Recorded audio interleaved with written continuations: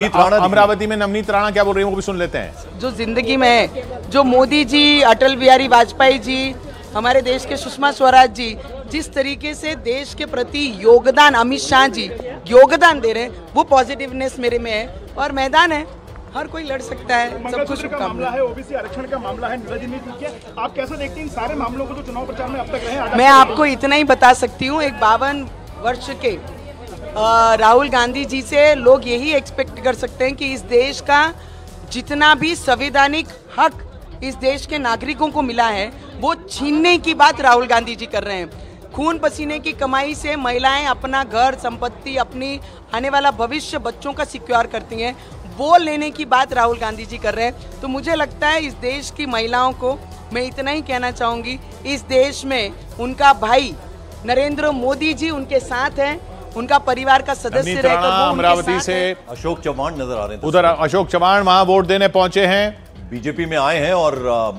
अपना vote cast करने के लिए पहुंचे हैं। तो ये एक तस्वीर और हम महाराष्ट्र से आपको दिखा रहे हैं। अमरावती में कैंडिडेट हैं नवनीत राणा, उनकी बात आपने सुनी, मोदी जी पे विश्वास जताएगी जनता अमरावती की, ये उन्होंने कहा। और अब अशोक चव्हाण अपना वोट कास्ट करने के लिए आए हैं। तो ये हम राजनीतिज्ञों की तस्वीरें दिखा रहे हैं। रवि बड़ी देर से बुला रहे हैं। जी रवि। देखिए पंकज जी यहाँ पर और किशोर, मैं तस्वीरें दिखाना चाहूंगा कि किस तरीके से कोटा में जिस पोलिंग स्टेशन पर आपसे थोड़ी देर पहले स्पीकर ने, ओम बिरला ने अपना मतदान दिया, यहाँ पर अभी तक बहुत ज्यादा भीड़ थी। लेकिन ये तस्वीरें दिखाना चाहूंगा, फर्स्ट टाइम वोटर्स, 2 लड़कियां यहाँ पर। क्या नाम है आपका? मुग्धा। तो पहली बार वोट देने के लिए? बिल्कुल। अच्छा, ये किसने दिया है ये सब सर्टिफिकेट वगैरह? ये गवर्नमेंट की तरफ से। अच्छा, क्या बोला, आप प्रोत्साहित कर रही है गवर्नमेंट की आप फर्स्ट टाइम वोट देने के लिए आ रहे हैं? जी हाँ, ये इंसेंटिव है बेसिकली। अच्छा, अब कैसा महसूस कर रही हैं पहली बार वोट देकर? अच्छा बस, हाँ। और क्या मुद्दे हैं वैसे कोटा में? डेवलपमेंट, क्लीनिनेस, एजुकेशन जो अभी नई हुई पॉलिसी हुई है। अच्छा, क्या डिमांड करती हैं जो भी चुनाव जीतेगा, जो भी कैंडिडेट, क्या डिमांड करती हैं? मैं तो कॉमर्स फील्ड से हूँ, लेकिन जो साइंस की जो एलएन वगैरह हैं वो काफ़ी मतलब स्ट्रेसफुल हो गई है आजकल क्लासेस। तो वो थोड़ा सही हो, मेंटल स्ट्रेस वगैरह कम हो। अच्छा, आप क्या डिमांड करती हैं अपने कैंडिडेट से या जो भी सांसद बनेगा? पहला तो ये कि गर्ल्स की सेफ्टी जो है आज काफ़ी ज़्यादा बड़ा मुद्दा है हमारे बीच में। और दूसरा ये कि कॉलेजेस है कोटा के, उसमें और डेवलपमेंट आए और नए कॉलेजेस जो बेटर हो, हमें बेटर एजुकेशन प्रोवाइड मतलब एजुकेशन हब है। और आप खुद कोटा में तमाम जो यहाँ पे एजुकेशनल जो जैसे उस बच्ची ने बताया सारे सुसाइड्स होते हैं, बड़े रॉन्ग रीजंस के लिए कोटा जाना जाता है। लेकिन अब यहाँ जो नौजवान हैं, जो यूथ है, पहली बार वोटर्स हैं, लड़कियां वहां आई हैं। एक तस्वीर अब तिरुवनंतपुरम की हम दिखा रहे हैं जहां शशि थरूर नजर आ रहे हैं। अब देखना होगा ये क्या बोलते हैं। और यहां पर भी इस बार बड़ा दिलचस्प मुकाबला है किशोर जी। मीडिया इस वक्त वहां संघर्ष कर रहा है कि कुछ कहें। शशि थरूर तस्वीरों में नजर आ रहे हैं।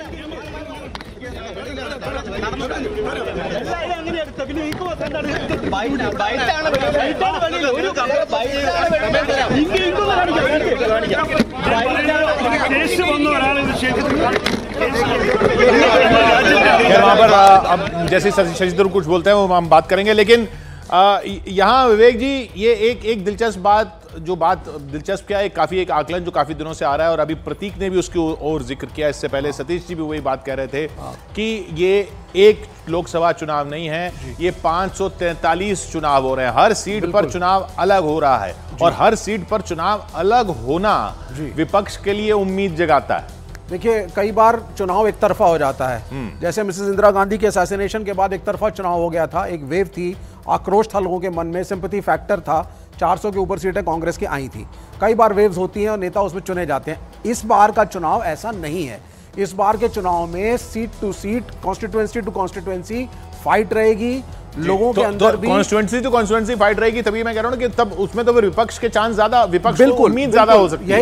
यही चीज मैं कहूंगा कि अभी देखिए क्या है कि 10 साल में मोदी साहब रहे हैं, इसमें भी कोई दो राय नहीं है कि एक बड़े नेता के रूप में उभरे नरेंद्र मोदी और लोगों ने एक्सेप्टेंस दी। लेकिन अब वो फैक्टर नहीं रहा। नहीं, आप कह रहे नहीं रहा। राहुल, आपकी नजर में क्या? क्यों अभी तक ये होता था कि अरे वो सब तो ठीक है लेकिन आखिर वोट तो मोदी जी को ही जाएगा, वो आएगा तो मोदी ही वाला लाइन आती थी। और ये कि भाई जब लोकसभा का चुनाव होता है तो लोग फिर मोदी के नाम पे सब कुछ भूल जाते हैं। क्या ऐसा नहीं है इस बार? क्या ये सब 543 अलग चुनाव हो रहे हैं?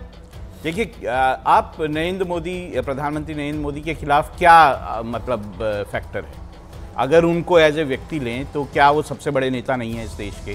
क्या वो सबसे आपके सारे सर्वे में क्या वो फर्स्ट चॉइस प्राइम मिनिस्टर के तौर पे नहीं है? और उनसे और जो सेकंड चॉइस आप राहुल गांधी बोलते हैं, कितना बड़ा डिफरेंस है? ऐसा क्या नया हो गया है जो कि जनता राहुल, जो है लेकिन इसमें रीजन क्या है कि नरेंद्र मोदी जैसा एक बड़ा चेहरा, विपक्ष के पास ऐसा कोई चेहरा नहीं, आप समझते हैं? बस मैं एक देखिए कारण दो भी है। चीजें यहाँ पे बोलना चाहूंगा। हाँ। एक तो बीजेपी जिस तरह से चुनाव लड़ती है, उसकी जिस तरह से चुनावी मशीनरी है, वो बड़ा ही इफेक्टिव चुनाव लड़ती है। अभी हम दिखा रहे थे शशि थरूर को, शशि थरूर तो खुद कह रहे थे कि बड़ा ऑर्गेनाइज चुनाव मेरे यहाँ पे बीजेपी लड़ रही है, बहुत ही इफेक्टिव चुनाव लड़ रही है, इन्होंने ही बयान दिया था। तो बीजेपी बड़े इफेक्टिव तौर पर, उनकी जो मशीनरी है, उनका जो कार्डर है, बड़े इफेक्टिव तौर पर चुनाव लड़ता है। और मुझे नहीं लगता कि ये चुनाव जो है ये प्रधानमंत्री चुनने का चुनाव है। ऐसे में नरेंद्र मोदी से बड़ा कोई चेहरा या उससे मतलब ये नहीं, सवाल ये है कि पिछली बार ये था कि कैंडिडेट कोई भी हो, आखिर तो नरेंद्र मोदी को चुनना है। क्या इस बार ऐसा नहीं है? इस बार भी ऐसा है? क्यों नहीं है? ऐसा क्यों नहीं है? दूसरी साइड आप किसको चुनेंगे? आपने विपक्ष जो है, एक मिनट, विपक्ष जो है, आप उसके बाद 10 सेकंड बोलता हूं, आप इसके बाद बोल दीजिएगा। अच्छा चलो, देखिए, इसके अलावा अगर प्रधानमंत्री नरेंद्र मोदी को आप नहीं चुनेंगे तो विपक्ष ने तो अपना कोई एक नेता तय नहीं कर रखा कि इसके वर्सेस होता। आप पहले इसके बाद बोलिएगा। तो आप अगर विपक्ष ने कोई तय नहीं कर रखा है तो ऑब्वियस चॉइस क्या बनती है कि जो तय हुआ है कि उसके वर्सेस कोई और होगा। ठीक, पर वो विवेक, जरा आपके पास मैं आना चाहूंगा, 1 मिनट आपके पास आना चाहूंगा। उससे पहले हम बता दें अपने दर्शकों को कि विवेक से बात करने के बाद हम आपको 3 घंटे चूंकि मतदान को शुरू हो चुके हैं, तो वोटिंग परसेंटेज इन 3 घंटों में क्या रही है वो भी आपको बताएंगे। विवेक, जरा ये बताइए कि जो मैनिफेस्टो में बातें कही थी बीजेपी ने, वो उन्होंने कहा कि हमने पूरी की है, जनता ये भी तो देखती है ना। नहीं, वो ठीक है, लेकिन मैं राहुल भाई ने जो बोला, मैं उस पर सिर्फ ये ऐड करना चाहूंगा कि 2004 के अंदर इंडिया शाइनिंग का जबरदस्त कैंपेन हमने देखा था। अटल बिहारी वाजपेयी का प्राइम मिनिस्टरियल कैंडिडेट डिक्लेयर नहीं किया था विपक्ष ने, फिर भी विपक्ष जीता और डॉक्टर मनमोहन सिंह को बहुत बाद में प्राइम मिनिस्टर बनाया गया, सोचने समझने के बाद। तो ये नहीं डिक्लेयर नहीं, बल्कि वहां तो उल्टा, वहां न सिर्फ न डिक्लेयर नहीं किया था, वहां एक और फैक्टर भी था। वहां यह था कि अगर कांग्रेस आ गई तो सोनिया गांधी प्राइम मिनिस्टर बन जाएंगी और विदेशी मूल वाला फैक्टर भी था। ये it is not necessary in democracy कि आपको, क्योंकि हम प्रेसिडेंशियल फॉर्म ऑफ डेमोक्रेसी पे नहीं लड़ रहे। हाँ, और ये गलत चीज को भी मैं मानता हूं, इसको चाहे इंडिया गठबंधन की हो कि एनडीए की हो, चुनाव कभी भी कल्ट फिगर्स के नाम पे अगर लड़ते हैं, ये पूरी डेमोक्रेसी का ठीक। विवेक, 10 बज चुके हैं किशोर, और अब हम अपने दर्शकों को जरा बता दें कि इन 3 घंटों में वोटिंग परसेंटेज क्या रही है, जरा वो अपने दर्शकों को बता दें। यानी दूसरे चरण की 13 राज्यों की 88 सीटों पर वोटिंग आज हो रही है और 3 घंटे बीत जाने के बाद उत्तर प्रदेश में सुबह 9 बजे तक 11.67%। 9 बजे तक का आंकड़ा आया, 9 बजे तक का आंकड़ा। बिहार में, अभी कर्नाटक में जरा बता दें 9 बजे तक